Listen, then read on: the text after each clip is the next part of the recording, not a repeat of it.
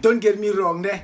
Yazi ngisihlalele la eNaturena ngibhorekile ngibiza lentwana yami uVilakazi. Ngithi hey Vilakazi. Uyayazi lo kuyahlupha wazi beyiboshela nani la. Izokala ayisho igijima intwana encane.